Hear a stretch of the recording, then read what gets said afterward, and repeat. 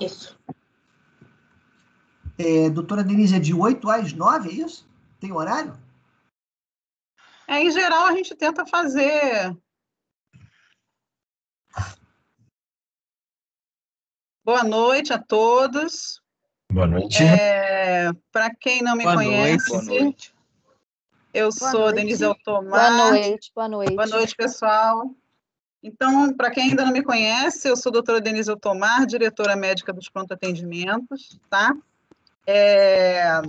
Só esclarecendo aqui para vocês, o doutor Oscar Cirne seria o segundo palestrante, ele está adoentado, ficou doente hoje cedo, então a gente vai fazer a sessão toda somente com a primeira parte, que vai ser apresentada pelo doutor Luiz Carlos de Silveira, mas eu vou passar a palavra para a doutora Denise Durão, que ela vai fazer a abertura da sessão, e depois a gente volta a conversar, ok? Doutora Denise, por favor. Doutora Denise Durão é diretora médica e vice-presidente da Unimed Rio. A palavra é sua. Todos. Obrigada, Denise. É um prazer estar aqui com vocês, abrindo essa sessão clínica dos PAs da Unimed Rio. Um assunto essencial, né? A declaração de óbito é um assunto que pode colocar o médico em situações conflitantes, algumas vezes. Então, assim, entendendo a morte não como a falência da medicina ou do próprio médico, mas como um fechamento do ciclo da vida, o correto preenchimento desse documento, ele deve ser fidedigno, e é uma grande responsabilidade ética e jurídica que devemos assumir. Então, eu vou passar novamente a palavra para a doutora Denise Altomar para dar seguimento aí, e obrigado pela presença de todos.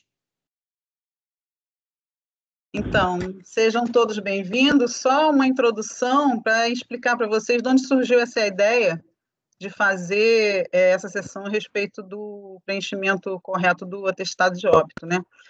A gente tem, durante o curso de medicina, um en passant muito rápido na medicina legal, né? Pelo menos eu, na UERJ, foi um curso assim, muito rapidinho, e eu me recordo que a gente teve uma aula somente de preenchimento de atestado de óbito. A gente vai se deparar com isso quando já está na residência médica, e meio aos trancos e barrancos a gente vai apresentando, né? Eu até comentei com o pessoal de onde surgiu essa ideia de fazer a sessão, foi justamente a gente comentando numa reunião de comissão de óbito prontuários lá no PA-MEA, a gente chegou à conclusão que existem muitas dúvidas a respeito disso, e que os médicos, mesmo alguns mais experientes, acabam se atropelando na hora de preencher, e algumas modificações já aconteceram no preenchimento, no modo de preenchimento, o Luiz vai nos falar a respeito disso depois. Então, é sempre bom atualizar, e a gente vê isso acontecer tanto nos PAs quanto no hospital, né? É o dia a dia do médico emergencista, é o dia a dia do médico intensivista, né? Então, acho que é importante a gente ter sempre atualizado esse tipo de tema.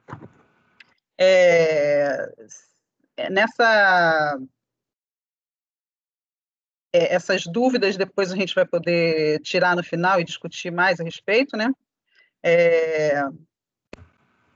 Existe também a questão do controle muito rígido da liberação desses formulários de óbito, né, pela Secretaria de Vigilância, né, de Saúde. A gente vê que, por exemplo, vocês terem uma ideia, o PA-MEA, quando foi inaugurado em abril, a gente tinha uma previsão de 800 a 900 atendimentos por mês, que acabaram sendo, no mês inteiro de maio, de 1.083 atendimentos. Então, a gente tinha uma previsão de 1.000 atendimentos. Quando nossa coordenadora administrativa foi à vigilância pegar as folhinhas de preenchimento de óbito, eles concederam 5 folhas de preenchimento de óbito somente para ela. Então, eles têm um controle muito rígido nesse número. Então, por isso que a gente se preocupa tanto de não ter erro, de não rasurar, de não desperdiçar uma folhinha daquelas, né, que é importante. Eu lembro que eu comentei até na reunião lá de comissão de óbito com o pessoal no PA-MEA, que eu tinha um chefe na residência médica, de clínica médica, que ele falava assim, olha, quem preencher errado vai fazer um plantão a mais.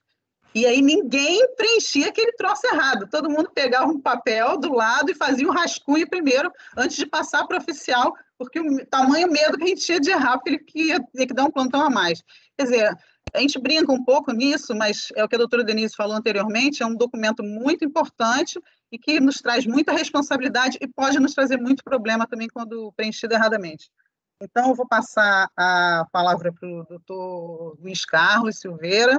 Luiz era nosso chefe de equipe no PA Barra, agora é médico rotina lá do PA Meia, e ele atua na atenção primária, é médico emergencista nosso há bastante tempo, é nosso parceiro fiel aí dos PAs Unimed. Então, ele vai fazer a apresentação, depois o doutor Fernando Charnot vai fazer o nosso bate-bola aí em seguida. Dr. Fernando Charnot é nosso consultor jurídico dos pronto-atendimentos também do Hospital Unimed, tá? E está aqui para nos dar um apoio jurídico aí necessário. Tá bom? Boa sessão a todos. Luiz, a bola é tua agora. Bom, obrigado, Denise. Eu acho que primeiramente queria agradecer a presença de todo mundo que pode estar aí disponibilizando esse horário cruel aí, às vezes muito tarde, todo mundo chegando dos trabalhos, chegando de plantão, cansado, para a gente conversar sobre esse tema, mas é um tema que a gente realmente tem visto com bastante recorrência, né, dando muito erro, são situações, é um documento muito importante que a gente tem que aprender a dar mais valor para evitar problemas relacionados à parte jurídica, né, essa parte legal, até para evitar problemas com os familiares, porque eu acho que a perda de um ente querido já é um momento muito complicado, muito complexo, muito sofrido, né? E a gente, podendo ter um pouco mais de agilidade e evitando problemas relacionados à desatenção, às vezes até por não saber preencher, eu acho que a gente consegue ter um andamento melhor de como vai ser a liberação do corpo, até o velório e, por fim, cremação ou enterro do ente querido ali.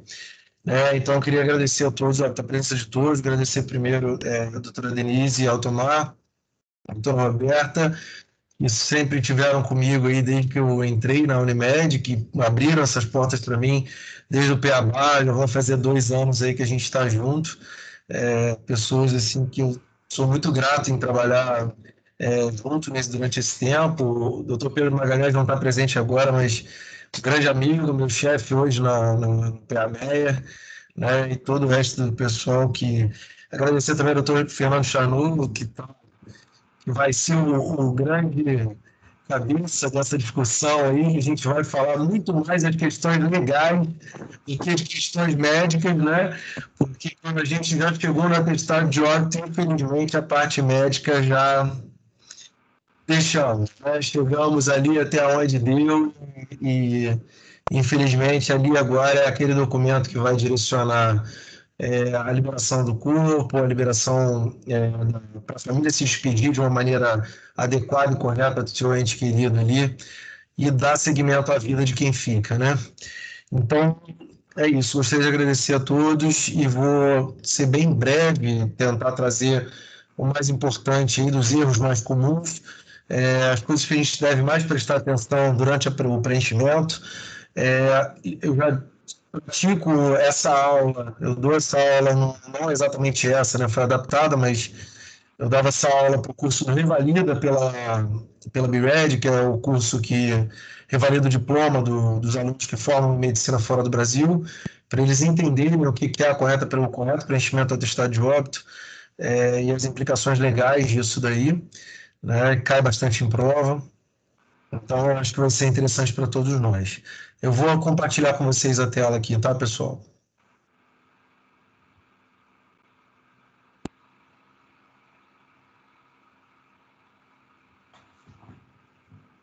Todos conseguem ver?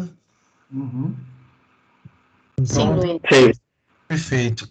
Então, nós temos uma apresentação bem sucinta. Doutor Fernando Charnot, por favor, se tiver algo que queira interromper e complementar, sempre bem-vindo, tá? Porque eu acho que eu tenho uma família de advogados aqui, né? Pai e irmã, minha mãe, se fosse viva hoje, também seria advogada, e eu fui a ovelha negra aí da família que foi virar médico e dentista aí no meio do caminho.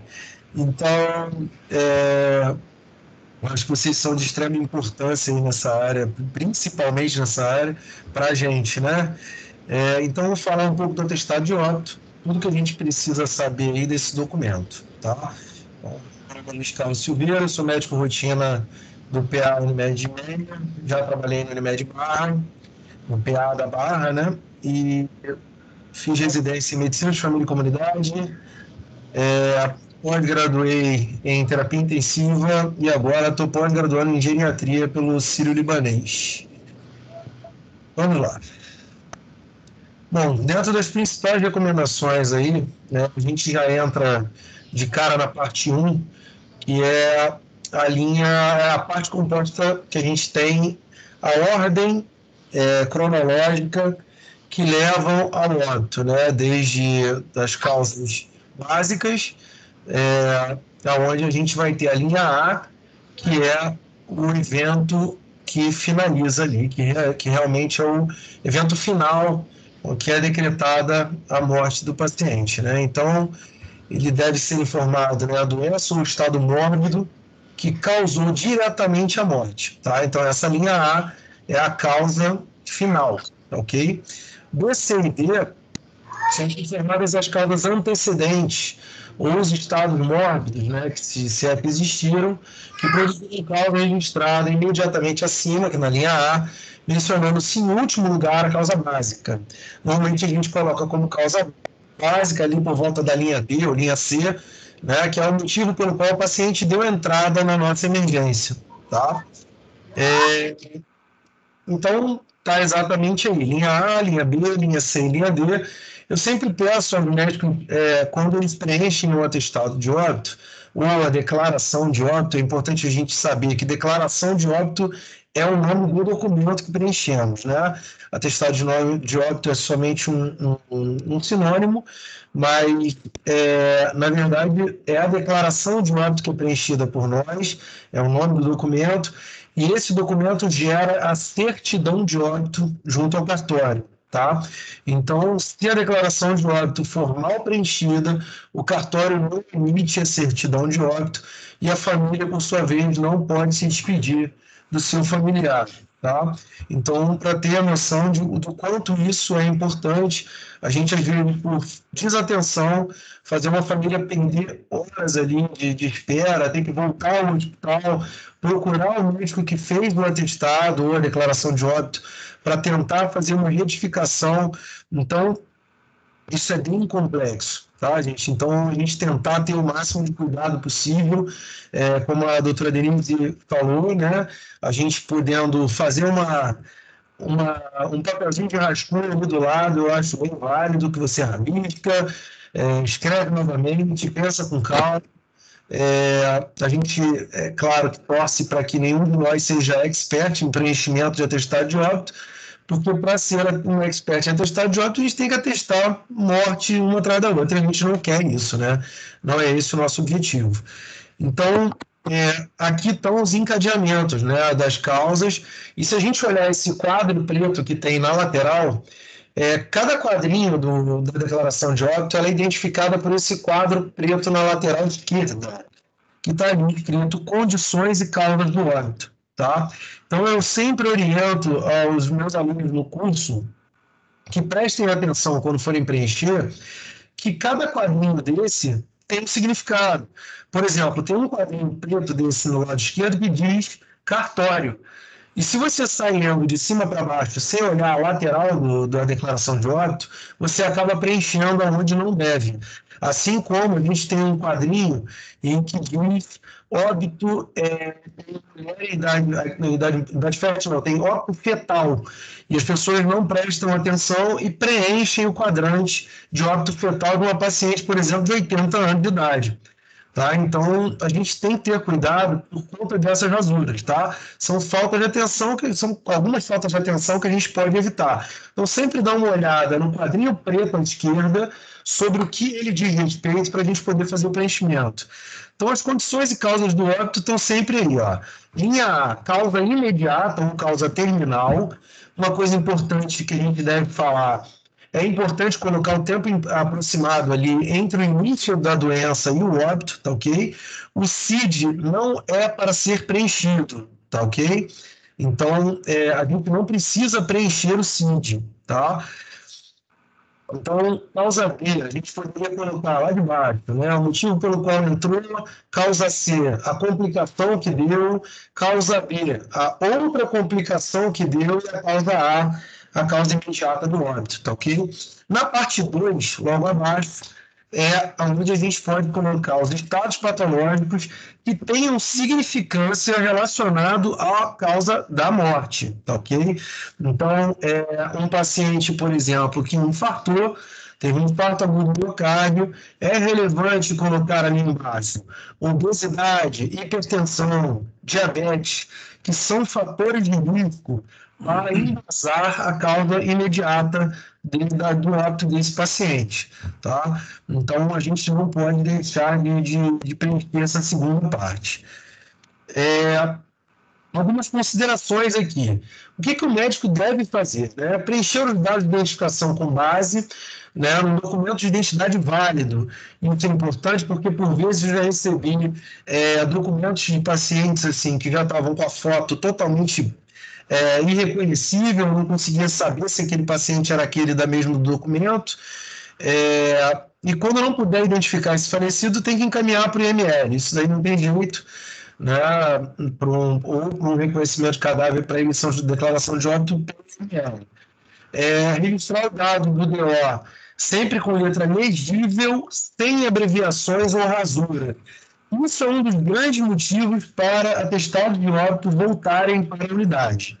Tá? Então, o pessoal que escreve em hieroglifos deve atentar que, pelo menos no preenchimento do atestado de óbito, que a gente opte para deixar uma letra de forma bem legível para evitar esse tipo de problema. Tá? Às vezes o pessoal do cartório já tem uma má vontade com o médico, porque a galera escreve um pouco rápido demais, né? É hábito nosso escrever rápido e acaba saindo bem legível em relação aos dados importantes aí, tá? Registrar as causas da morte obedecendo ao disposto das regras da 10ª revisão. Isso daí, essa 10ª revisão nada mais é do que o CID-10, tá? Anotando preferencialmente apenas o diagnóstico por linha e o tempo aproximadamente entre o início da doença e a morte. Revisar se todos os campos estão preenchidos corretamente antes de assinar, isso é muito importante. Por isso, a doutora Federici falou, né, da gente fazer esse rascunho, é importante. Se não tem como preencher e apagar no nosso atestado de óbito, na nossa declaração de óbito, a gente deve fazer um rascunho, não é um problema, tá? E a parte mais importante, né, que eu acho que é uma parte que a gente tem que chamar bastante atenção, que é o que a gente não deve fazer. Em hipótese alguma, assinar uma declaração de óbito, tá? Ou em branco, tá? Preencher a DO sem examinar o corpo pessoalmente, ou constatar a morte e confirmar a identidade do falecido. Isso também eu acho que o Shalom vai poder falar um pouco melhor, né? Porque a gente aí entra na questão legal, tá? Isso gera direito, isso pode causar problemas graves até, tanto para o profissional que está fazendo esse tipo de coisa, quanto para o familiar. Isso pode entrar até em delegacia, né, Camilo? Então, preencher o atestado das causas de morte contendo apenas os termos vagos, como parada cardíaca, parada cardiorrespiratória ou falência múltipla de órgãos, que são causas imediatas de morte, sem informar a causa básica da morte, ou seja, aquela que iniciou a cadeia de fatos e levou até a morte, porque se a gente parar para pensar, todos nós morremos de parada cardiorrespiratória, né? Ou falência múltipla de órgãos. E se você só escreve isso no atestado de óbito, a gente fica totalmente sem respaldo de absolutamente nada, a família sem respaldo de nada. Então, atentar para isso daí, tá? Não se deve colocar nenhum desses como causa imediata de óbito, tá? Cobrar pela emissão da declaração de óbito, a gente não deve fazer isso, tá? Isso é proibido. O ato médico de examinar e constatar o óbito pode ser cobrado desde que sendo paciente particular com quem você não faça acompanhamento. Aí tudo bem, tá? Fora isso não deve ser feito. Aqui eu tenho alguns exemplos que foram tirados de algumas unidades de saúde em que trabalhei, do que a gente não deve fazer, tá? Então, por exemplo, à nossa esquerda temos ratificação de item que hoje já não é mais considerado, tá? Essa ratificação só é feita mediante ordem judicial ou oficial de justiça, que pode mandar ratificar porque está feito de maneira incorreta, e aí sim a gente faz a ratificação, tá? Mas sem a ordem, a gente não, se errar, o correto agora é destruir destruir não, né? A gente vai inativar esse atestado de óbito e vai fazer outro, tá? A gente vai pegar um novo registro, uma nova folha e começar do zero para não ter rasura. E aí a gente vê uma coisa que a gente acabou de falar, né? A linha A, que é a causa imediata, foi pulada, né? Foi feito um traço, uma rasura que não pode ser feito. Na linha B, parada a causa respiratória, teoricamente, teria, a gente mesmo sabendo que não é para se colocar, né? Como eu acabei de falar, parada cardiorrespiratória, falência múltipla de órgãos, a gente não deve colocar isso em atestado de óbito, declaração de óbito de maneira nenhuma. E se fosse para colocar, né, se isso fosse correto, seria na linha A, né, que foi ali a causa final, que foi que levou o paciente à morte. Rebaixamento de estado geral, acidente vascular cerebroisquêmico, e ali embaixo entrou hipertensão e esquizofrenia. Uma coisa importante que eu falei ali atrás o que a gente coloca na parte 2 tem que fazer sentido com o que a gente coloca na parte 1. Então, uma esquizofrenia fazer parte de uma doença de base, ela ter uma doença de base, nós sabemos que, ok. Mas entrar para um acidente vascular cerebral isquêmico, para um rebaixamento de estado geral em uma parada respiratória, se a gente para ver essa declaração de óbito, ela diz nada com nada. Não sei se vocês concordam comigo. Ela ficou confusa e eu marquei com uma seta bem grande, onde foi rasurado, e provavelmente esse é o tipo de atestado que deve voltar e ser refeito, ok? Temos um aqui que eu queria muito que o doutor Fernando Chalon me ajudasse a exemplificar essa situação da causa indeterminada de morte. Um paciente hipertenso e obeso que chega no nosso pronto atendimento com 3 linhas rasuradas ali e na última linha, na linha A, uma causa indeterminada. Onde vai o nosso problema, doutor Chalon? Para mim, o sujeito coloca várias situações e no final finaliza com causa indeterminada, realmente não tem cabimento, né? Me parece que foi uma infelicidade do colega ter colocado a causa indeterminada. Ele começa com obesidade mórbida, motivo da internação, hipertensão arterial, e aí ele risca, e lá em cima ele me parece que foi infeliz o colega na hora de fazer isso. E a causa indeterminada não tem um problema, né, Chalon? Que quando vai para a seguradora, que o paciente dá a entrada lá, que aquele vozinho que deixou um seguro de vida, e aí não recebe, né? Aí, dependendo das circunstâncias com que ele entrou nesse hospital, a família vai ficar com muita raiva do médico e provavelmente vai processar o médico. Essa é a causa que normalmente a gente tem que tentar evitar, né? Então, o que a gente sempre fala, o bom senso tem que prevalecer em alguns momentos, como, por exemplo, um idoso de 80 anos, hipertenso de longa data, obeso, acamado, que chega no hospital em PCR, né, numa parada cardíaca.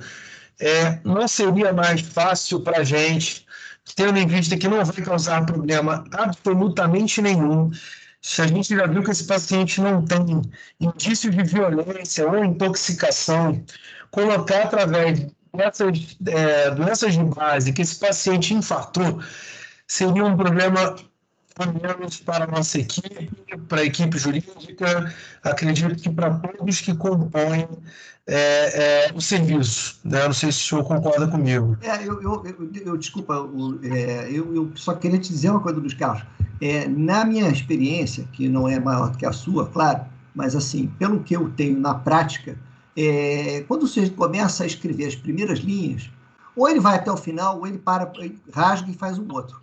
Porque me parece o seguinte, a causa indeterminada não é um motivo que não se dê que não se coloque na declaração de óbito? Sim, ela pode ser válida.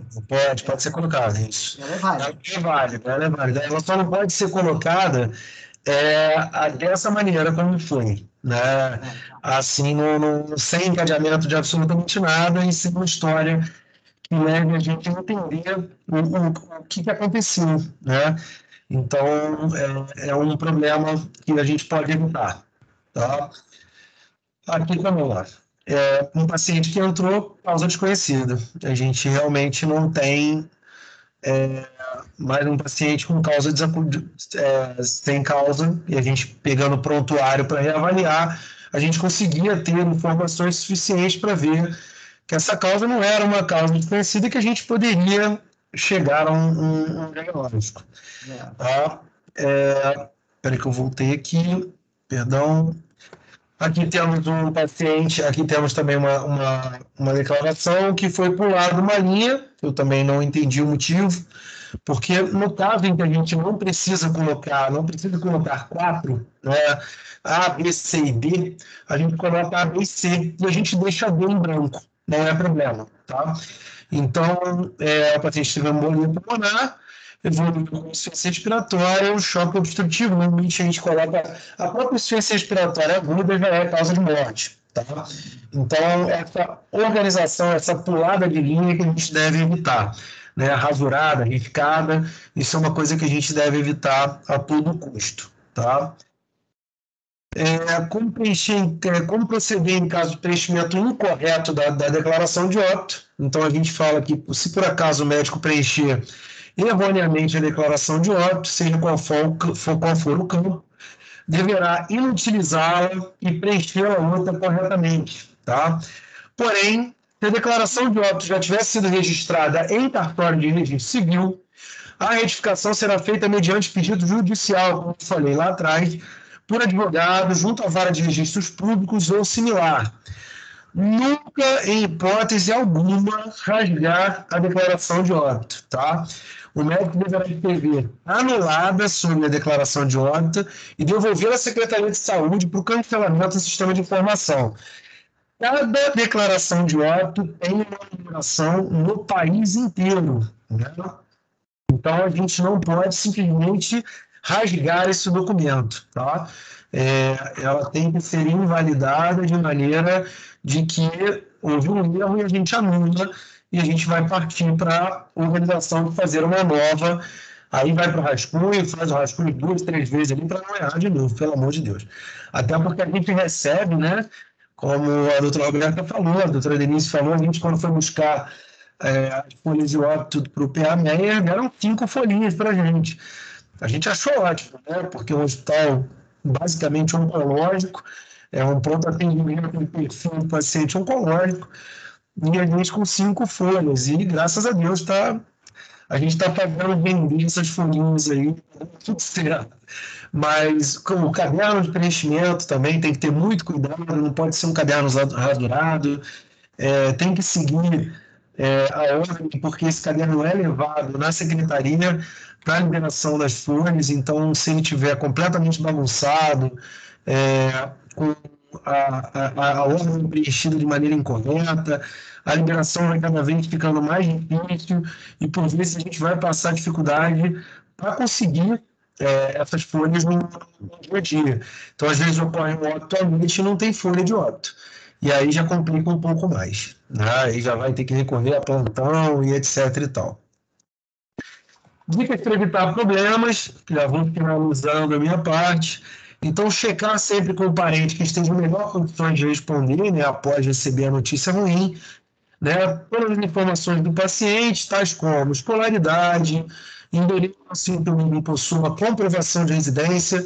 Eu mesmo já peguei pacientes em que falava, não, ele mora com meu pai, mas às vezes ele fica lá em casa, pode botar o endereço lá de casa. Então, a gente tem que ter um endereço comprovado desse paciente, tá? Se esse paciente possui filhos, mesmo que de outros relacionamentos, tá? É importante, porque às vezes a atual esposa ou esposo, né, eles não comentam do que esse paciente já teve, né, para trás, e por muitas das vezes eles mentem a situação conjugal, tá? No interior é muito comum as pessoas se separarem e não assinarem divórcio, tá? Então, eles vão morar com outras pessoas, vivem até por 20, 30 anos com outra pessoa, sem nunca terem se divorciado legalmente da primeira companheira, tá? E isso gera problema, e eu acho que o Dr. Chalot vai poder falar de uma maneira mais completa e melhor sobre isso. A gente teve um caso, a doutora Roberta e a doutora Denise vão poder lembrar melhor que a gente teve um caso no PA Braga, a gente até conversou esses dias, que foi quase isso daí que a gente está vendo na foto, né? Eram 3 esposas, eram, sei lá, 10 filhos, 3 famílias diferentes para um corpo, tá? Então, gera herança, sucessões, né? E essas sucessões normalmente terminam dessa maneira agradável, amistosa, como está na foto, né? Puxando o cabelo de um lado do outro. E isso gera um problema muito grande, maior ainda para o jurídico, e acredito que também para a equipe médica e para toda unidade, né? E é isso. Aqui é só uma foto da gente lá no PAME, doutor Pedro Magalhães, doutora Vanessa, eu, a Undina, nosso querido farmacêutico, que a gente fez o favor de levar o Alessandro do PA Barra para o PAME, não foi um furto, mas ele está lá com a gente. E aí é um texto que a gente sempre acha sempre bem legal, né? Que é uma organização que só consegue entregar bons resultados e com isso crescer e se desenvolver com a ajuda de trabalho em equipe. Quando uma empresa é capaz de incentivar os seus colaboradores a terem uma boa relação interpessoal, praticando uma comunicação clara e aberta, o relacionamento entre os funcionários se desenvolve e o espaço para trabalhar em equipe aparece. Quando esse é realizado de maneira correta, os ganhos da organização são incontáveis, e aí fica a minha eterna gratidão aí aos meus colegas e doutora Denise, doutora Roberta, principalmente, esses que na foto, e a todos vocês aí. Essa daí é a família Meyer, né? É o filho mais novo dos PAs, a foto do dia da inauguração e o nosso bebê. Aí. E é isso, gente. Obrigado aí pela atenção de vocês. Eu vou deixar agora com a doutora Denise e o doutor Charlot.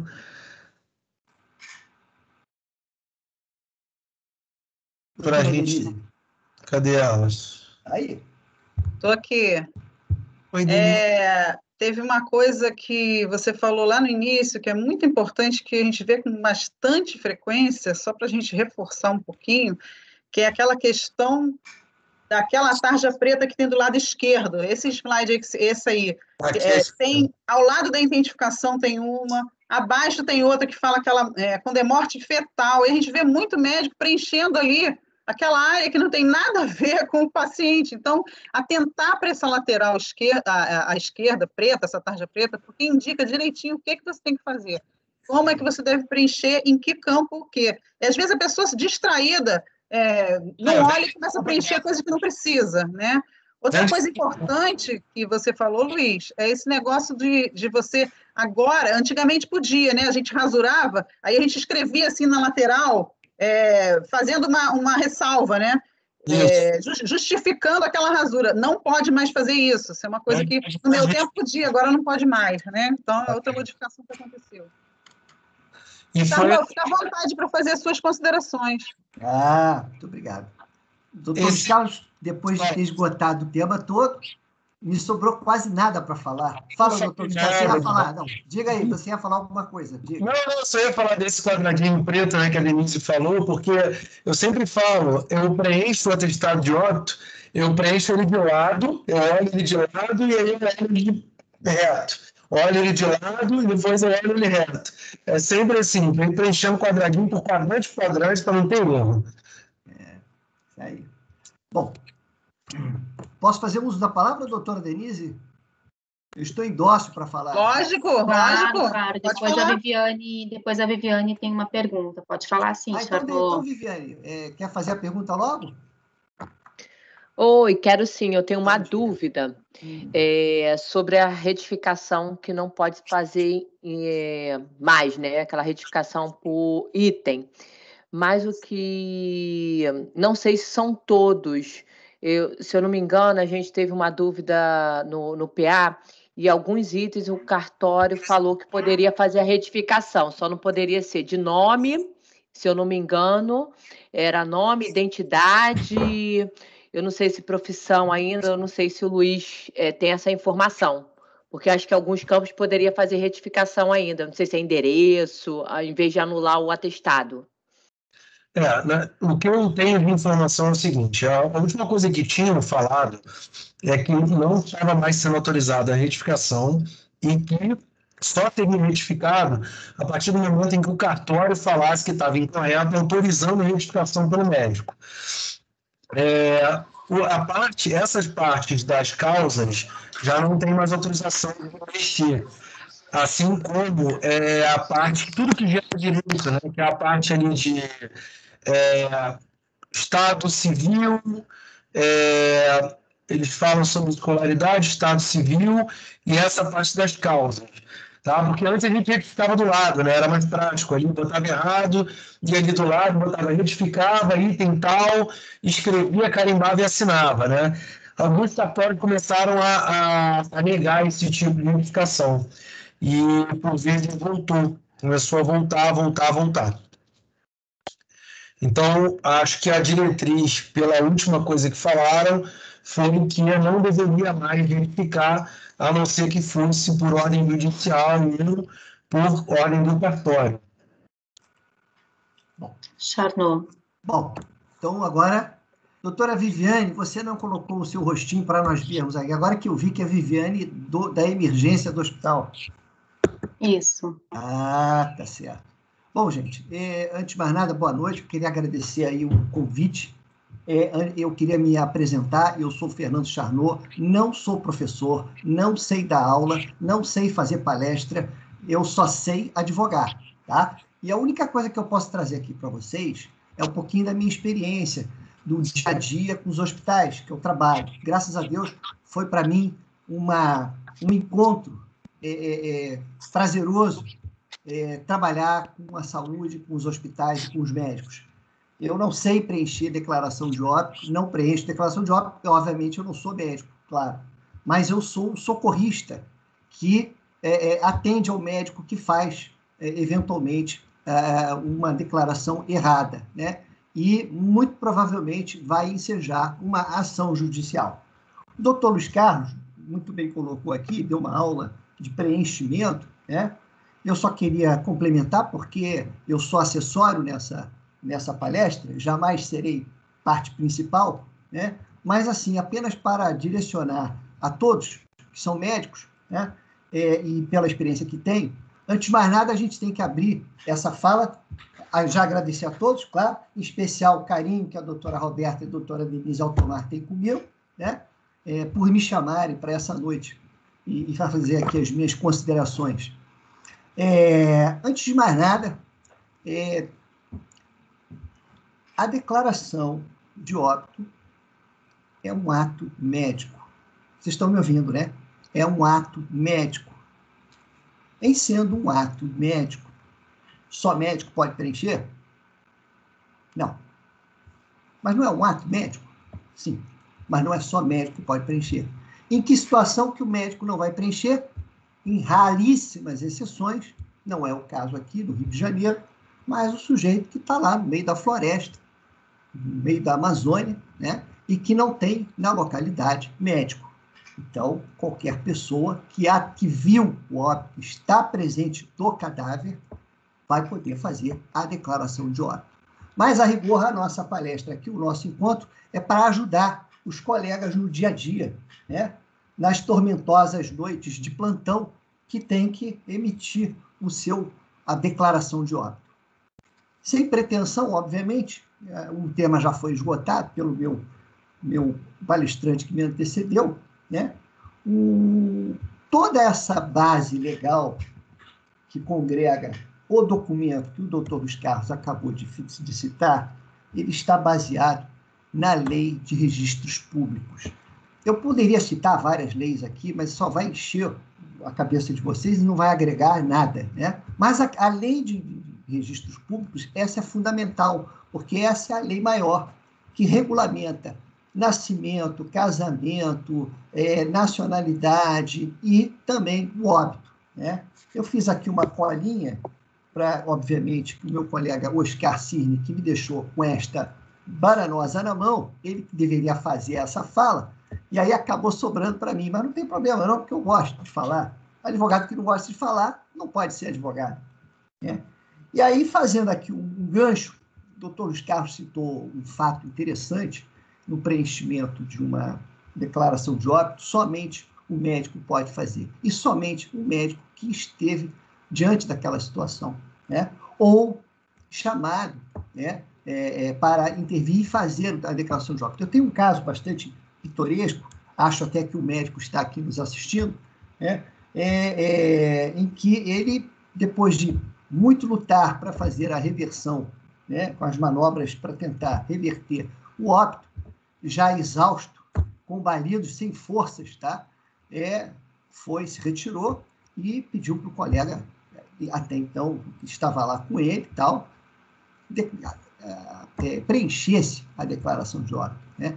O que foi um ato extremamente questionado pela família, que era um absurdo, que, afinal de contas, o fulano que tinha que ter feito e não o cicrano. Isso não tem o menor valor para o mundo do direito, tá? Porque para o mundo do direito o que interessa é que o médico que estava presente pode atestar, não necessariamente aquele que estava com o paciente quando ele passou dessa para uma melhor, e sim os colegas que estavam ali presentes. Então, o ato médico fundamental, porque todos esses atos, nós, advogados, temos sempre primamos por falar que todos os atos da vida, eles geram efeitos jurídicos, tá? Então, é muito importante o preenchimento correto, porque o preenchimento incorreto ensejará também fatos jurídicos na repercussão, na órbita, seja da família do paciente, seja para o hospital e seja para o próprio médico, que preencheu, infelizmente, errado, né? Eu já tive, em algumas situações no meu escritório, em que eu tive, infelizmente, que socorrer o hospital, porque estava diante de uma situação em que o médico trocou a causa da morte, né? E aquela causa da morte, que ele, infelizmente, cansado já, no meio da madrugada, trocou, ensejou a família não receber o seguro por conta deste erro crasso. Resultado, tivemos que entrar com uma ação, como o doutor Luiz Carlos muito bem falou, não dava mais para retificar, porque a declaração de óbito já tinha sido apresentada no cartório, no registro de pessoas naturais, que é o cartório que emite a certidão de óbito. Importante todo mundo entender o que é declaração de óbito e o que é certidão de óbito. Declaração de óbito, o doutor Luiz Carlos falou bem, é o documento que o médico vai preencher, entregar para a funerária, para a família, e uma via vai ficar com o hospital. E a certidão de óbito é um documento oficial emitido pelo Estado brasileiro, tá? Certificando que aquela pessoa morreu, e com base nas informações dadas na declaração de óbito, o oficial tabelião do cartório vai lançar ali aquelas informações que são fundamentais, que vão criar direitos e vai criar expectativas de direito, seja na órbita do direito sucessório, do direito penal, do direito civil. Então, é muito importante não só o preenchimento correto das causas da morte, como também o preenchimento da qualificação do decujus. Tá? Bom, eu falei da lei de registros públicos, mas além dela, estão todos me ouvindo? Eu não sei se eu botei esse negócio aqui no ouvido, eu estou me ouvindo muito bem, mas não sei se todo mundo está me ouvindo. Está me ouvindo? Tá, sim, perfeitamente. Tá. Além da lei de registros públicos, que para mim é a lei maior, que rege todo esse regramento, existe o Código de Ética Médica, né, que vocês têm que ficar atentos, eu vou citar mais adiante, além da Resolução 550 de 90 da Secretaria Estadual de Saúde, tá? Outra importantíssima resolução é a 1077, que fala sobre sepultamento parcial, outra questão extremamente tormentosa, principalmente nos prontos-socorros, onde há muita questão de amputação, e você tem que enterrar, e como é que faz, o que vai fazer com a perna, o que vai fazer com o braço. Então, está tudo regulamentado nessa resolução 1077 de 96, também, da Secretaria. Tá?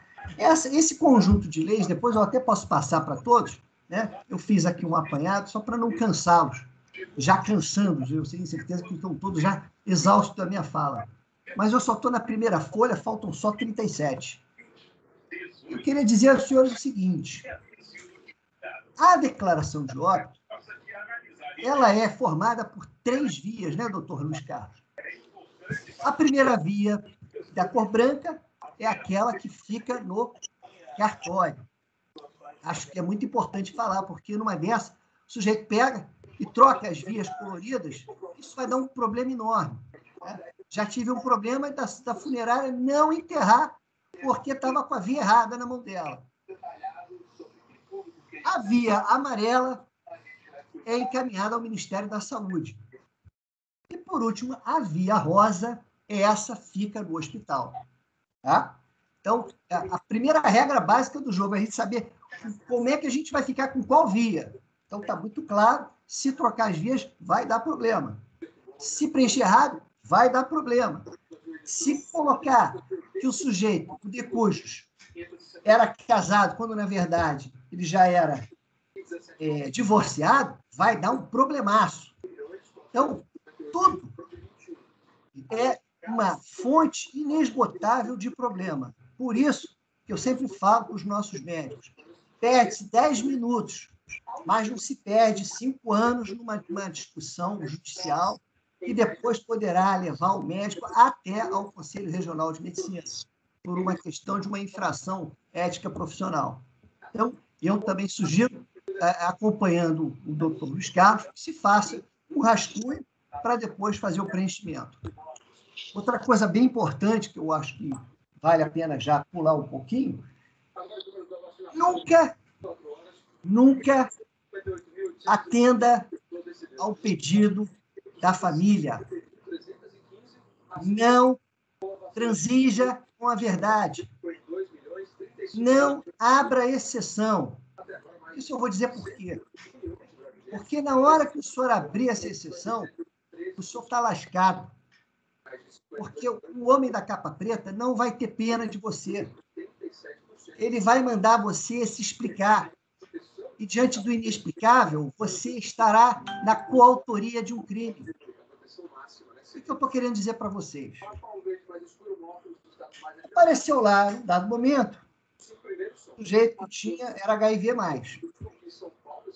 O sujeito era uma notória figura da sociedade carioca e não gostaria, segundo a esposa, que seus filhos soubessem que o pai teria morrido por HIV positivo.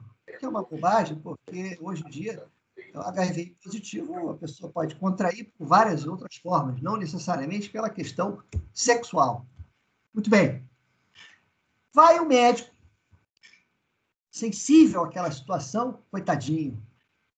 E aí ele vai e atende aos apupos da viúva e não coloca o motivo correto, um dos motivos que ensejou a internação do paciente. Claro que ele não morreu de HIV, mas ele tinha, como o doutor Luiz Carlos muito bem colocou, tinha que ter colocado lá, na primeira linha, paciente HIV positivo. Há uma discussão enorme, porque os bioeticistas, e aí eu tive que fazer um curso para ficar um pouco bioético, porque eu estava muito duro na minha maneira de pensar. Os bioeticistas entendem que, imagina, você tem que acolher aquela família, tem que abraçar, você tem que atenuar o sofrimento e tal. E eu, como jurista, jamais vou atenuar sofrimento colocando na alça de mira uma ação penal. Então, vocês me desculpem, os bioeticistas, mas eu não concordo. E vou fazer o que manda a lei. Porque entre agradar a viúva e responder a um processo, eu prefiro não responder o processo e vou desagradar a viúva. E nesse aspecto, o que aconteceu? O médico, coitadinho, não colocou lá as causas, não sei o quê, papá. Lá pelas tantas, foi suscitado depois que houve falsificação de documento público. Isso é crime. A declaração de óbito é um documento público. Em sendo um documento público, funcionário, seja ele privado ou público, vai responder aos termos da lei. Daí porque a atenção é redobrada, não se pode de forma alguma transigir com a verdade. Então, pegando este exemplo, não se pode alterar de acordo com as vontades da família e tal, até porque esse foi um caso. Outra situação pode ensejar o não pagamento da indenização pelo seguro. Então, eu digo aos senhores, muito cuidado e fazer o que é certo fazer. Na dúvida, pergunte a um colega. Mais na dúvida ainda, liga para o Charnot, porque eu vou tentar ajudar. Não tenho resposta a todas as perguntas que me chegam, tá? Meu guru, doutor Oscar, que não está aqui presente hoje, infelizmente, é um dos que me socorre às 3, 4 horas da madrugada. Tá? Bom, evoluindo aqui, vou tentar ser mais rápido, isso aqui é difícil, né? Nós temos as questões das mortes, eu não sei se é válido, doutor Luiz Carlos, me corrija, se vale a pena falar de mortes naturais, mortes suspeitas. Por quê? Porque eu vejo que há um link, quando você tem uma morte natural, claro, emite a declaração de óbito, mas quando você tem uma morte suspeita, você emite a declaração de óbito? Eu tinha colocado até isso na apresentação, eu só fiquei com um pouco de receio de ficar muito longo, né? Mas eu trabalhei no interior, né, um local que eu era responsável por mais ou menos 4.900 pessoas, como médico de família, né? Com área rural, tinha subunidades incluídas, que eram estantes, estrada de chão, e por vezes me deparei com essas situações, né, de ter que adestrar o óbito no domicílio, e um desses óbitos me chamou a atenção por prática de remédios abertos, bebida alcoólica próximo da cama, marcas de violência que, segundo o filho, eram de queda, que esse paciente vivia caindo, que ele bebia de cair, tropeçava. E esse paciente teve um serviço de verificação. Na verdade, não foi para o ML, né? Eu encaminhei direto para o ML, eu não mandei para... Porque a gente tem algumas unidades que a gente tem o SVO, né? E os serviços de verificação de óbitos pode ser e deve ser acionado nesses casos, né? Nessas situações. Então, assim, o único problema que isso incute aí é que normalmente é um plantão, né? São cidades pequenas e o plantão está na cidade tal agora. Então, o plantão está na cidade tal. Então, por muitas das vezes a família vem com aquela história de, pô, doutor, vai levar... Não precisa, foi o que você acabou de falar perfeitamente, né? Não caia na história da família, porque esse paciente tinha sido agredido e, além de ter sido agredido, tinha sido intoxicado, né?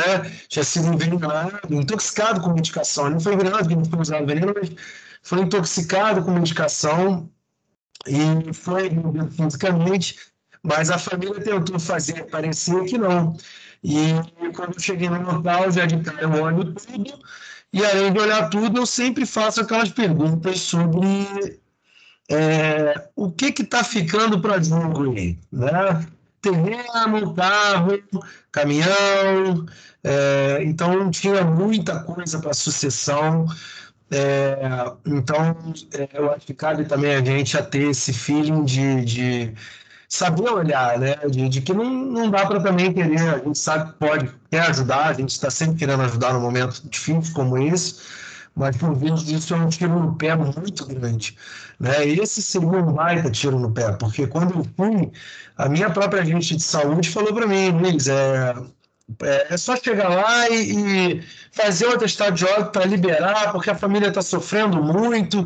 Então, a minha agente de saúde já me conduzindo para essa liberação, né? Mas existe o serviço de verificação de óbito, Morte violenta é para o IML, isso é indiscutível. Suicídio, IML, mesmo que seja trazido pela família para cá. Ah, esse pendurou na corda, a gente conseguiu tirar e trouxe ele para cá. IML, né? Não tem como a gente fazer esse tipo de documento na nossa unidade. Eu nem quero transformar o médico em investigador policial, nem juiz, tá? Muitas vezes a gente está se deparando aí no dia a dia, a doutora Carla Cândido é craque no assunto, e ela certamente já tem mais experiência e conhecimento que eu. Ela muitas vezes já teve que fazer papel de juíza, de dizer quem vai entrar para visitar o paciente, quem vai isso, quem vai aquilo, tá entendendo? E muitas vezes essa transferência não é correta para nós. Então, por exemplo, chega lá a velhinha que morreu. Aí o relato da família. Morreu porque caiu. Ou ela caiu porque morreu? Eis a questão. Então, é aquela história. Se a gente começar a fazer muita pergunta, a gente corre o risco de tomar uma trombada na casa dizendo, doutor, você não tem nada a ver com isso. E é verdade, não tem nada a ver com isso. Mas algumas informações, ali na anamnese, você já pode ir colhendo para saber se há algum indício de coisa errada. E, por exemplo, a velhinha que chega com trauma na cabeça, tá? Porque caiu no chão, você tem que investigar. Mas ela chegou morta. Será que não mataram essa velhinha? Será que não jogaram ela no chão? E, na dúvida, a gente vai enfrentar um outro grande problema. O Estado brasileiro. O Estado brasileiro não quer trabalhar. Os nossos funcionários públicos, desculpem se tiver algum policial aqui me ouvindo, mas eu não estou os ofendendo, eu estou não ofendendo a instituição, mas eu estou ofendendo o Estado brasileiro. Porque 10 em 10 situações, a polícia não quer levar. Por quê? Porque diante de uma situação evidente de suspeita de uma morte violenta, tá? A polícia vai fazer de tudo. Primeiro, porque a polícia não tem recursos. Segundo, o rabecão já está rodando há mais de 14 horas, o cara está doido para ir para casa, você está entendendo? Já não tem mais... Já não... Fora a burocracia. Não, e detalhe, você não manda o rabecão. Quem manda o rabecão é a polícia. Então, você faz uma comunicação, um ofício para a delegacia, então, fazer uma guia de comunicação, para que, então, seja acionado o Corpo de Bombeiro. Olha só, para que, no final, leve o cadáver para o IML para fazer. Aí, chega lá no IML, tem uma quantidade inimaginável de cadáver lá. Aí o cara olha para a tua cara e fala assim, ô doutor, você está achando que está na Suíça? Você está no Brasil, meu amigo. A geladeira não está funcionando, o cheiro é insuportável, você está entendendo? A família que já está irritadíssima e sofrida com aquela situação vai jogar o sapato na cabeça da Carla Cândido, que mandou o cadáver lá para a polícia. Você está entendendo? Então, são questões tormentosas que a gente lida com a psique, com o direito e com a medicina. Você está entendendo? Um pouquinho fazendo jogo de assistente social nessa história. É muito complicado.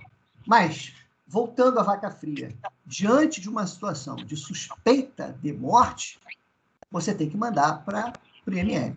O artigo 83 do Código de Ética... deixa eu falar aqui, gente. São 8h59. Acabou minha fala?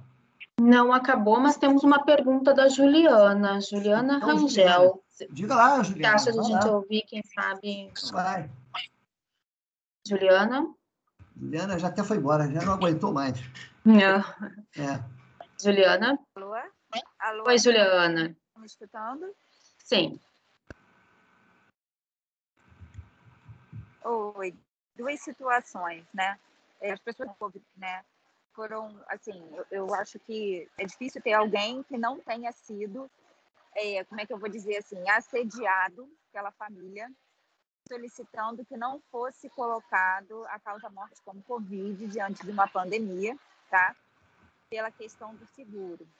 Uma das coisas que a gente foi obrigado a fazer é que, diante do óbito, a gente recebia a declaração de óbito das mãos da assistente social, a gente preenchia a declaração de óbito e a gente falava que a gente estava dentro do covidário, que a gente não poderia sair para falar com a família só pelo telefone.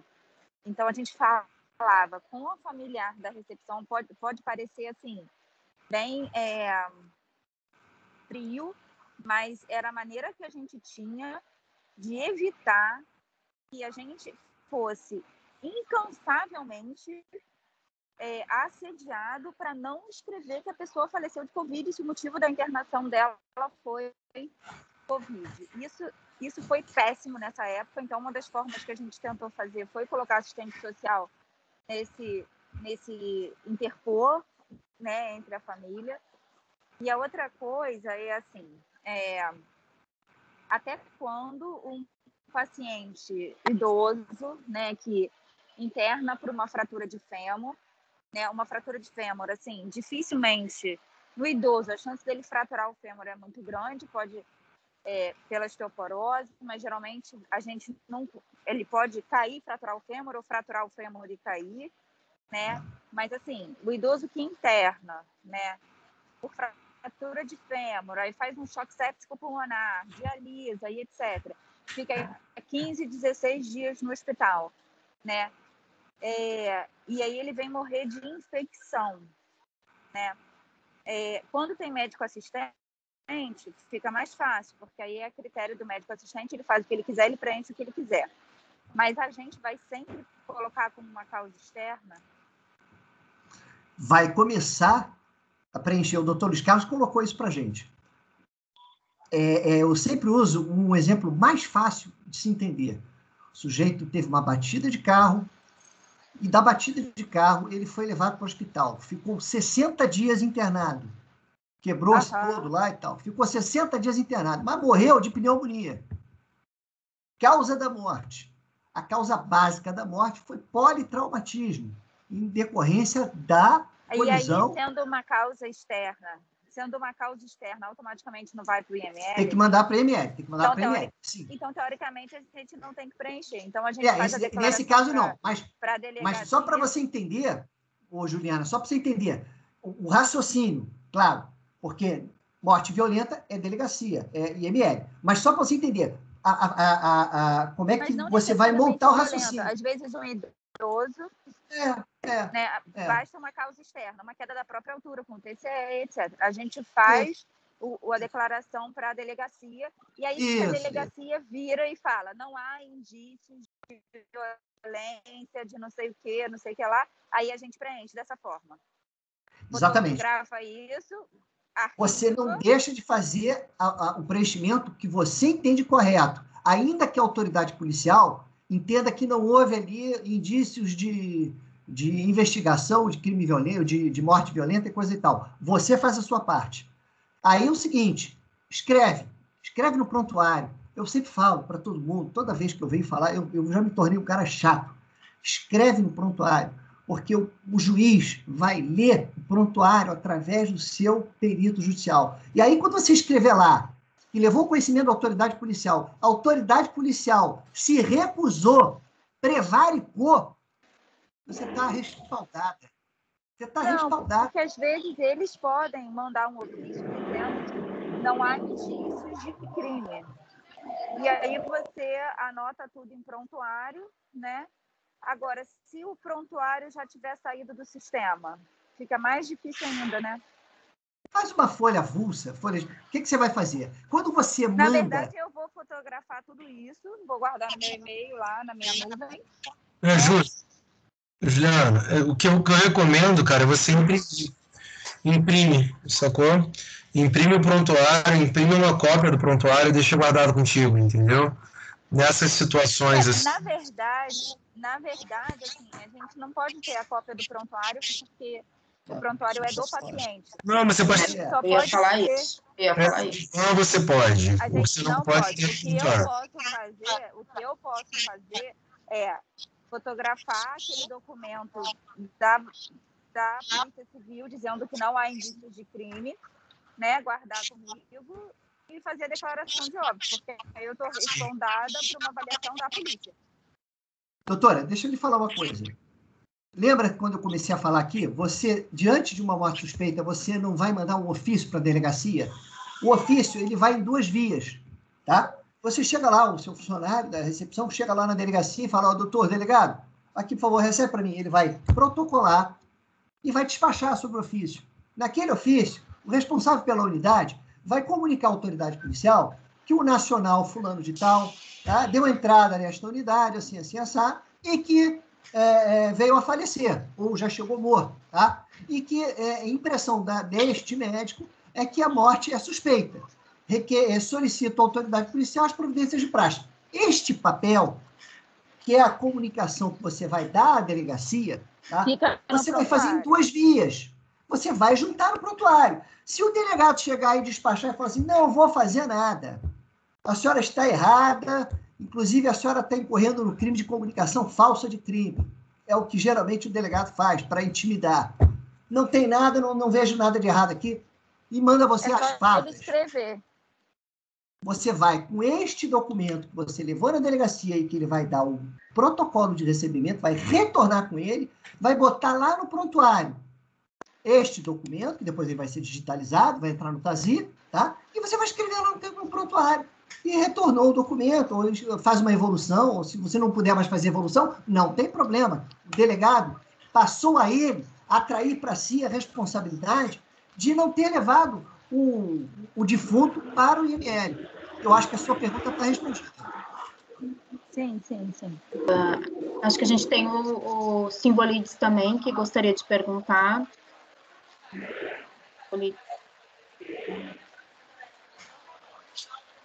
Simbolides. Oi, gente. Não, na verdade, Roberta, só para acrescentar, boa noite para todos aí. É só para acrescentar em cima dessa coisa que a Juliana falou agora, eu nunca vi um delegado devolver o ofício mandando o médico que encaminhou o paciente preencher o atestado de óbito. Nunca vi voltar, tá? Já vi desculpa, delegado... Eu já vi, por isso que eu... Já tivemos vários no PA. Vários. Eu já vi. Tivemos vários. Então, assim, a regra, se vou lhe dizer, é devolver. A regra é não trabalhar. É isso aí. Entendeu? A gente teve já 4 ou 5. Não, mas devolvendo com o ofício assinado, dizendo que era para o médico... Assinado. O médico atestar o óbito que ele não iria para o ML, por o ML estar sobrecarregado naquele momento, então que era para o médico dar o atestado de óbito. Eu cheguei na Barra, cheguei ao ponto do delegado me ligar, o delegado da Barra me ligou, dizendo que era para eu fazer, que era para eu ter bom senso, de que não era para fazer isso, o cara meio que dando uma intimidada, como o Charlão falou, querendo dar uma intimidade. Aquele paciente, acho que a Alberta vai lembrar, um paciente que era da Ilha da Gigoia, e o paciente chegou parado, um paciente jovem, e aí eu achei extremamente esquisito, eu queria enviar o IML, e o delegado, era 3 horas da manhã, o delegado me ligando, o cara me ligando e falando, não, você não vai fazer, você não pode fazer isso, não sei o quê. É uma situação meio complicada, né? Tipo, mas foi o que você falou, a ideia é não trabalhar, né? Eu também recebi telefonema do delegado e o que eu respondi para ele que era um ato médico e ele não poderia me induzir a preencher uma declaração de óbito, a não ser que ele mandasse por escrito que ele assumia a responsabilidade da ausência de crime. E aí o doente foi para o IML. Eles mandam por escrito o ofício. Então, assim, ao ponto do delegado me ligar. Então, assim, principalmente nessa época, foi na época de pandemia, né? Então, assim, isso não foi na Unimed, mas, assim, querendo que a gente resolvesse o problema da pandemia com o meu CRM. E é óbvio que isso não é possível, né? A gente se coloca de uma maneira um pouco desconfortável, porque o Dr. Simbolides é uma figura notória da medicina carioca e, obviamente, sabe o que ele está dizendo. Mas, infelizmente, doutor Simbolides, eu sou obrigado a contrariar a Vossa Excelência, porque, de fato, isto não é verdade. Doutora Roberta Cola useira e viseira de receber retorno de comunicações de delegacia, onde a autoridade policial não quer trabalhar. E não é por outro motivo, não, tá? Às vezes é falta de recurso, tudo bem, a falta de recurso agora mas é muito não querer trabalhar mesmo. Vai dar trabalho, vai ter que... O delegado está em casa, muitas vezes ele está despachando de casa. Para preencher, muita coisa para ver. Vai voltar para a delegacia, entendeu, doutor? Pô, não me enche o saco, entendeu? É isso. Desculpa, o jargão é esse. Nós, advogados, do dia a dia, que militamos, sabemos que é isso. Não tem outra explicação para dar. Agora, gente, o que é importante para a gente correr aqui, não sei se tem mais gente perguntando, porque eu estou cheio de coisa. Simbolide, desculpa, a gente acabou cortando você. Tem mais alguma coisa? Desculpa, a gente acabou cortando você. Não, por favor, gente, pode continuar. Ô, Charnot, graças a Deus, então, cara, eu lidei com menos situações cabeludas aí do que a Roberta. Eu acho que não é. Doutor Simbolide, coitado, em breve ficará careca. Não tem dúvida disso, em breve. Viviane também levantou a mão, Charnot, gostaria de fazer uma pergunta.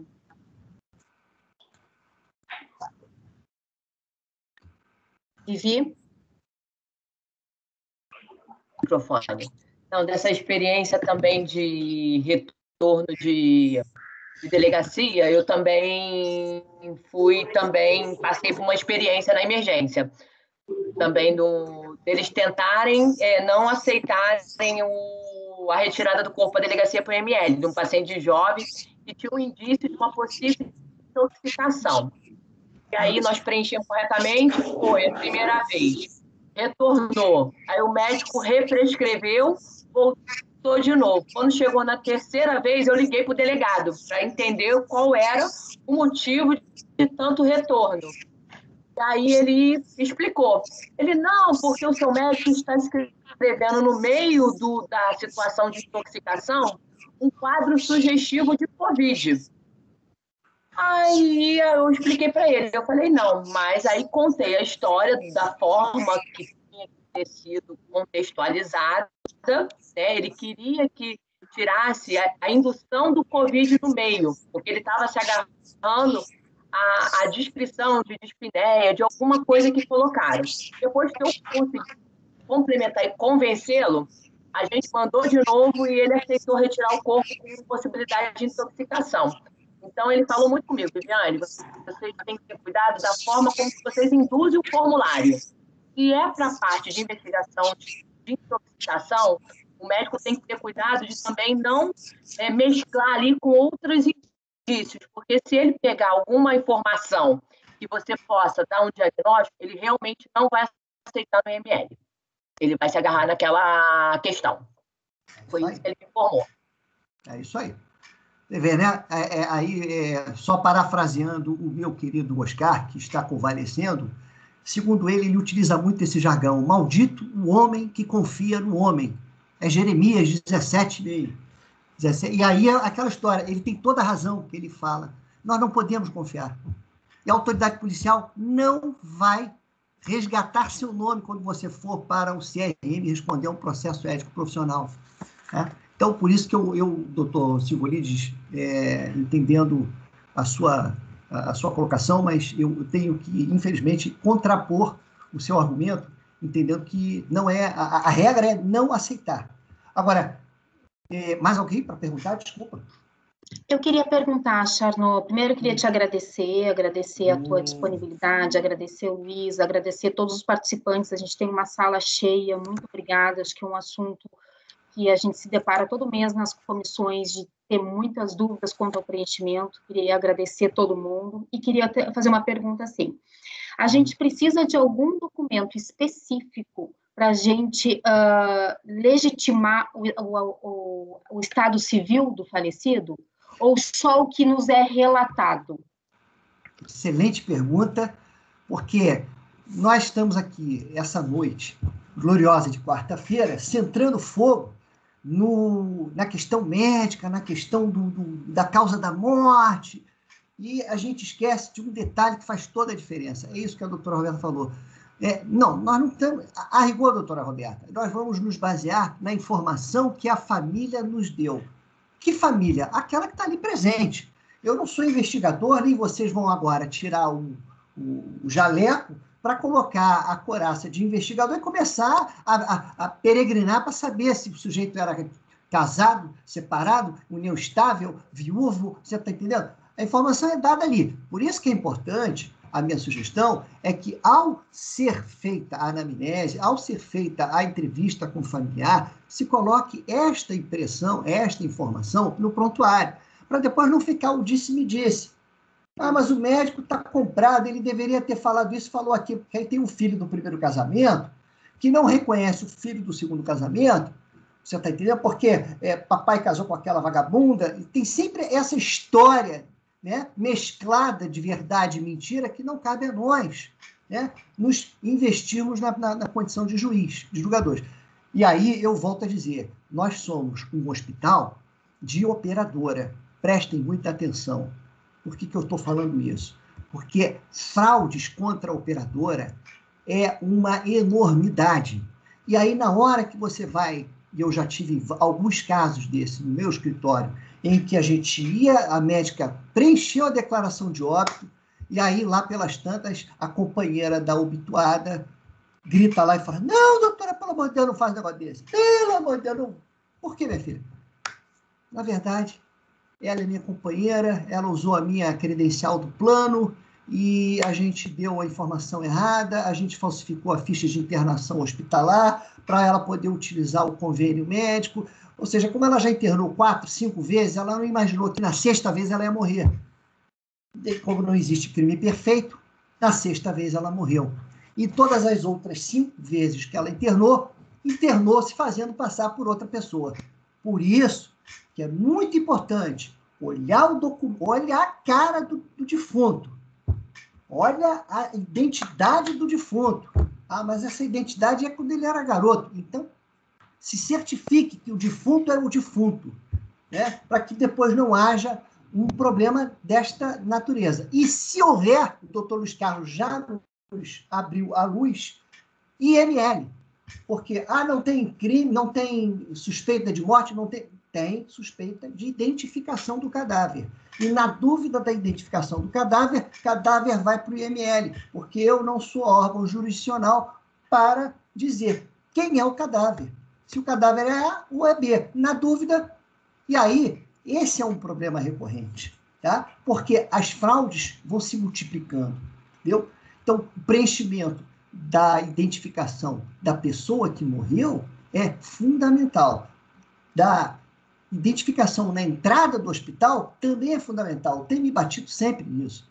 Eu me bato no sentido de que aquele funcionário que faz a abertura da ficha, ele não sabe a importância e a força que ele tem. Seja para efeitos de declaração de óbito, seja para eventual ação de cobrança, seja para uma série de outras coisas.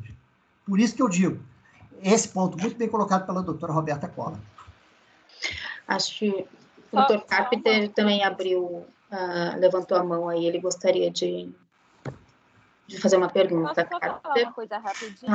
Claro, Juliana. Assim, em relação a isso que o Charnot falou, o fato de estar extremamente bem descrito no prontuário não isenta da nossa equipe de assistente social insistir e solicitar a documentação, um documento de identidade com foto e um comprovante de residência, porque o médico que preenche a declaração de óbito não necessariamente é o médico rotina, não necessariamente é o médico que conhece a família, muitas das vezes é o plantonista que está lá só à noite, muitas das vezes não conhece o paciente, né? Então, por uma questão de demorou a chegar a documentação, demorou a chegar a família, não necessariamente é o médico que acompanha o paciente, então é o médico substituto.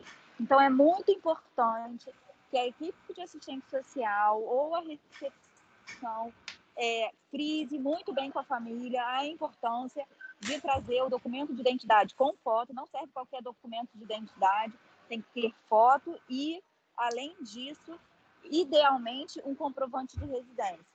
Porque o médico tem o direito de não querer preencher a declaração de óbito na ausência desses documentos. Perfeito, doutora, é isso aí. Perfeito, Juliana. Alguém mais? Tem aqui a doutora... Carpenter, depois a doutora Denise. Tá. Boa noite a todos, parabéns pela excelente reunião e o aprendizado que estamos tendo. Acho que a minha pergunta praticamente já foi respondida. só fica uma ênfase. Se por acaso essas informações que são necessárias no preenchimento do atestado, da declaração de óbito, não estiverem disponíveis, o quanto a gente pode reter ou não a liberação da declaração de óbito? Não é, infelizmente, comum, mas pode acontecer. Olha, da residência, eu não localizo o documento do paciente, eu não tenho acesso à residência dele para buscar esse documento. Eventualmente, situações que vão envolver principalmente os pronto-atendimentos podem se ver nessa saia justa. E aí você fica com um defunto retido.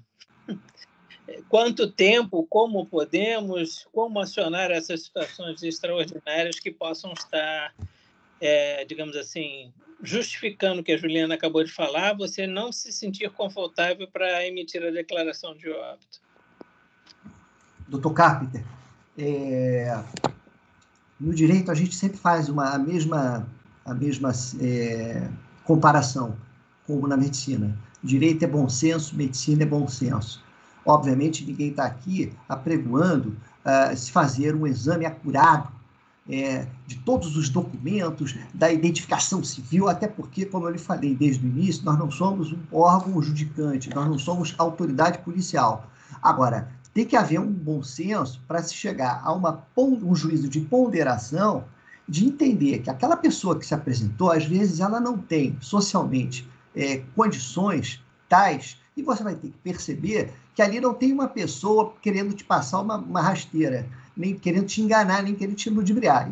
Vai muito da sensibilidade do médico, né, e do conjunto probatório que ele tem na mão dele, que é a ficha de internação, aqueles documentos, você está entendendo? E aí, se você perceber que aquilo é suficiente, você não vai reter o cadáver, até porque você não tem uma geladeira, você não tem uma instalação para você manter. E aí você vai criar mais problema do que solução. O que a gente está querendo aqui dizer, a doutora Juliana colocou muito bem, são aquelas situações extremas, em que eu até citei aqui o exemplo da pessoa que se fez passar por outra, para se beneficiar da fraude, e aí passar a perna no plano de saúde, da operadora. Né? Então, é óbvio que nós, como somos operadores do direito, temos sempre um olhar crítico sobre essas questões todas, né? E sabemos que isso pode ensejar repercussões gravíssimas contra o médico, que faz uma declaração errada, falsa, né? A princípio errada, falsa é depois, né? A falsidade pode ser depois alegada. Se não houver dolo, né, não há falsidade alguma, apenas um equívoco, um erro material. Mas até você provar que focinho de porco não é tomada, meu amigo, já entrou e já estamos respondendo a um processo. Dá-lhe desgaste. Então, o que eu peço é bom senso. Olhou a situação, a quantidade de documentos que você tem, é possível identificar que aquele cadáver é aquela pessoa, naquele documento, e que aquela senhora se apresentou é a esposa dele. E outra coisa, se ela disse que ela é esposa, ela é esposa. Se ela não é esposa, ela é quem vai ter que se ater depois, se ater com a justiça.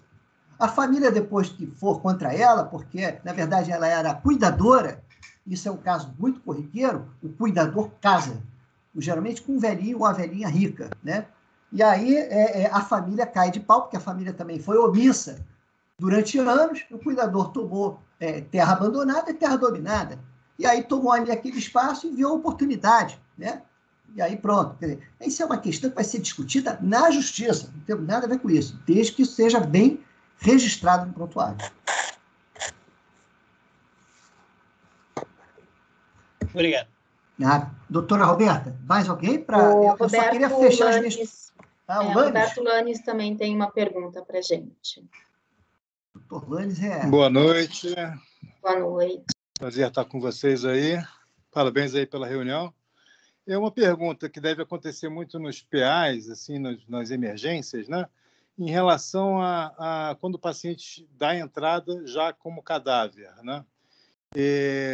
De quem seria, assim, no caso, a responsabilidade da emissão dessa declaração de óbito, e quando você não tem nenhuma informação sobre o paciente, se você tem que obrigatoriamente mandar ele para o PA, para o IML, ou se você pode emitir a declaração baseado nas informações da família. Como é que se fazem nessas situações? Doutor Roberto Lanes, meu querido amigo, meu cliente, o artigo 83 do Código de Ética Médica estabelece o seguinte: é vedado ao médico atestar óbito que não tenha verificado pessoalmente ou quando não tenha prestado assistência ao paciente, salvo, no último caso, se o fizer como plantonista ou médico substituto nos casos de necrópsia médico legal. Olha só o que a lei está nos dizendo. O caminho é a lei. Vamos à lei e nós vamos encontrar as respostas. Em seguida, olha o que diz o 84, do mesmo Código de Ética Médica. É vedado ao médico deixar de atestar óbito de paciente ao qual vinha prestando assistência, exceto quando houver indícios de morte violenta. Bom, isso aí a gente já falou, já exauriu esse assunto. Então, a princípio, o fato do defunto já chegar defunto na sua frente não tira de você a responsabilidade de dar o atestado, né, a declaração de óbito, tá? Não tira. Porém, fique atento, observe aquele cadáver, entreviste o cadáver. Óbvio que ele não vai te responder nada, mas tudo que ele se apresentar na sua frente, você vai poder ler e conversar com ele, tá? E diante de uma situação de suspeita, freio de mão, para tudo, não havendo nada que suspeite, por que você não vai dar a declaração de óbito? Outra coisa importante que eu gostaria de falar, antes que me encerrem, porque eu tenho certeza que já devem estar exaustos da minha palavra, é quando aquele paciente chega na ambulância morto. Aí chega um colega de vocês e fala assim: olha, doutor, morreu aqui no transcurso, na ambulância, por favor, dá uma declaração de óbito. Não, doutor.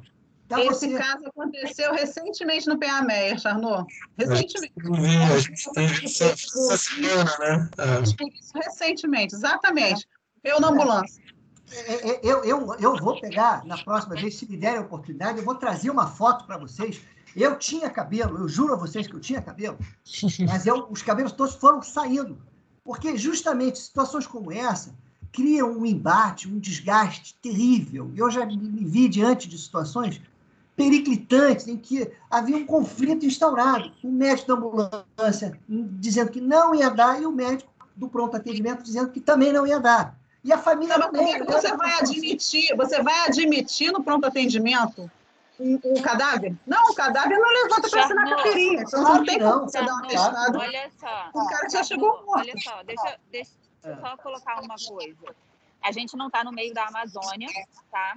Então, assim, a verificação de óbito, a constatação de óbito é um ato médico, tá? Então, assim, um paciente que entra dentro da emergência inconsciente, trazido pela família, na ausência de médico, cujo óbito só foi constatado na presença de médico, dentro do pronto atendimento, tem o direito de ter o seu boletim aberto.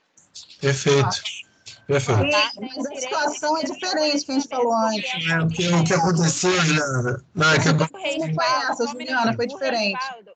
O respaldo é se o médico da ambulância entrar em RCP dentro do hospital. Se o médico da ambulância entrar em RCP, você não pode negar socorro e o paciente passa a ter direito ao boletim de atendimento. Agora, se o médico da ambulância não tiver noção disso e for contar com a sua boa vontade, o seu bom senso, ele está à mercê do bom senso de quem estiver recebendo. Então, eu não tenho, assim, porque se eu constato um óbito dentro da ambulância, eu tenho que parar, fechar a ambulância e fazer perícia. Tá? Então, um paciente, ele não dá entrada na emergência em óbito, ele dá entrada na emergência em RCP ou inconsciente. RCP nas mãos da ambulância, inconsciente nas mãos de qualquer familiar não médico. Né? Então, assim, passou da porta, recebeu o atendimento, tem o direito de ter o boletim aberto.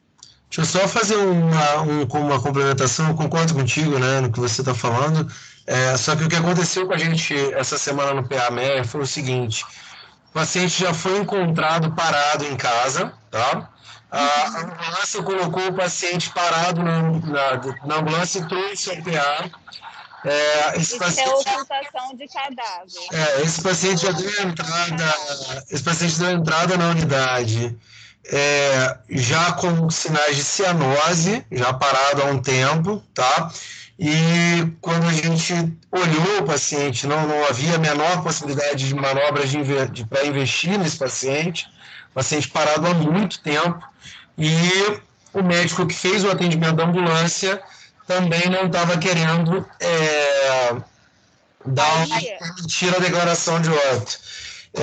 Então, assim... Não, mas aí você convida o colega a responder ou pela declaração de óbito, ou, assim, você pode convidar ele, olha, ou você pode fazer a declaração de óbito, ou você pode responder por ocultação de cadáver.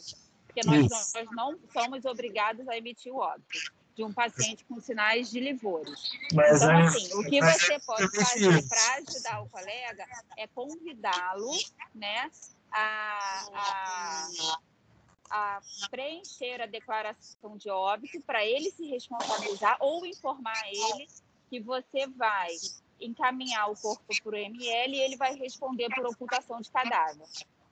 Isso faz com que o seu amigo da ambulância não dê nem um passo atrás quando ele pensar em não fazer o atestado de óbito.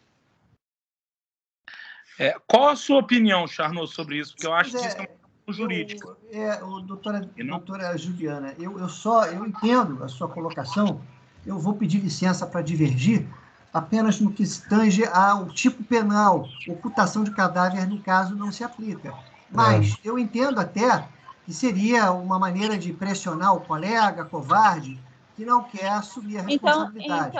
Então ele encontrou uma pessoa, transladou ela sem a declaração de óbito. Olha, ele chegou no local e teve... Ele não pode fazer isso. Ele não pode fazer isso. Ele constatou, ele chegou uma vítima com sinais óbvios de livores, decapitação, o que for. Se ele transladar... Nós não podemos questionar isso, Juliana, me desculpa. Nós não podemos questionar a conduta do colega de como ele encontrou o cadáver ou o paciente. Nós temos que respeitar a conduta dele da porta para dentro. Se ele chega parado, eu não sei o que aconteceu em casa. Isso é um relato médico e cabe à ficha médica de atendimento do colega. Se ele escreveu de uma forma correta ou não, você me desculpa, eu não posso acreditar nisso, apesar de ser um documento médico, o que ele escreve na ficha da ambulância.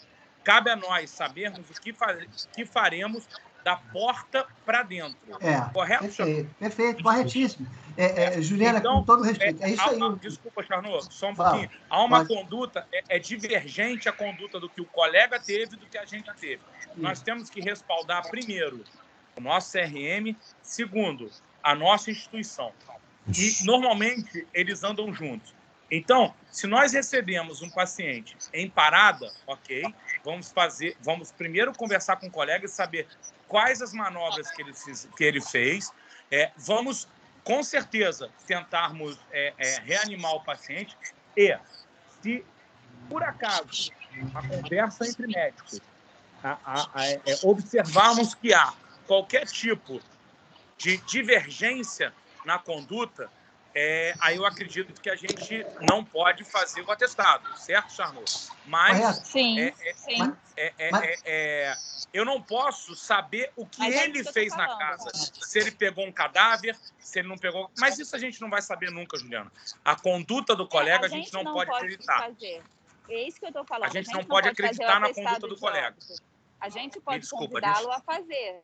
O senhor vai fazer a declaração de óbito? Não vai. Então, a gente vai encaminhar para o ML. Perfeito. Mas nós não temos ocultação de cadáver. Eu não posso fazer nenhum tipo de ameaça ao colega, visto que eu recebi um paciente parado, mas isso eu não sei o que aconteceu antes. Eu sei daquele momento. Então, nós temos que admitir o paciente. Se ele veio parado, não veio parado, admitimos o paciente, fazemos todas as manobras para que há uma ressuscitação dele e, se caso nós desconfiarmos, nós entendermos que esse paciente pode ter sido vítima de qualquer ato que deva levar ao IML, eu acho que a gente tem que encaminhar. É muito importante, gente, sabermos, e isso eu como gestor, a Denise, nós temos que entender o que é a conduta nossa para protegermos o nosso CRM e, com certeza, o CRM da instituição.